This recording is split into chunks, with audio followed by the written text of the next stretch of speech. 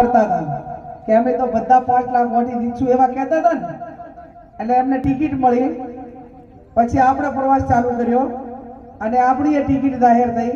એટલે કે હવે મારું બેટું અમારી લીડ કે 2 લાખે આવી ગઈ. હવે કે ના, હવે પછી તેમ દાડા થયા અને આપણે ફોર્મ ભર્યું. એટલે કે હવે મારું બેટું હરખે હરખું લાગે છે અને આપણે વધારે ગામડાનો પ્રવાસ ચાલુ કર્યો. લોકોના આશીર્વાદ મળવા મળ્યા. તો કે ના, મારું બેટું હવે અમારાથી દાડો મળે એમ નથી. એટલે એક દાડો CR પાટીલને બોલાવે, એક દાડો મુખ્યમંત્રીને બોલાવે. એટલે બનાસકાંઠાનો ચૂંટણીથી લડવાવાળા આપણા પણ એમની વાતે સાચી. આમ તમે બધા એમની ભૂલ કાઢો તો હું ભૂલ નહીં કાઢતી. જેમ ભૂલ નહીં કાઢતી એટલા માટે કે ચૂંટણી લડાય તો બનાસકાંઠા બહાર ના લડાય થતા બનાસકાંઠા વાળા શું કહું અહીંયા ભેગા એને બધા ભાજપ હોય કોંગ્રેસ હોય અને સ્વાભાવિક એમનો પનો ના પોકે.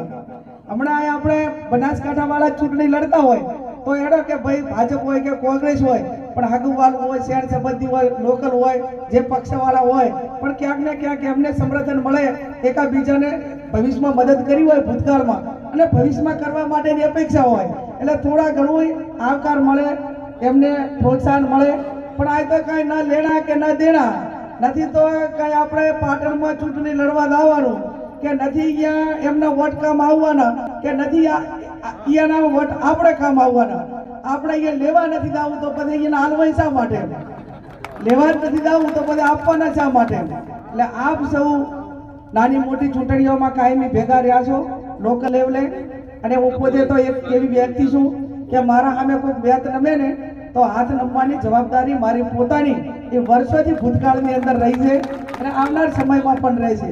આજે આ ધોળી તલી સમાન આગેવાનો અહીંયા અત્યારે આવી અને બેઠા, બેન દીકરીને આશીર્વાદ આપ્યા. એ આવતીકાલની અમારી બધી તમારા માટેની જવાબદારીઓ છે અને જવાબદારીઓ એક ખૂબ જવાબદારીપૂર્વકની જવાબદારીઓ છે. આ એક સંસદ સભ્ય થઈ જવાનું, લોકસભા લડી લીધી એટલા પૂરતી નથી.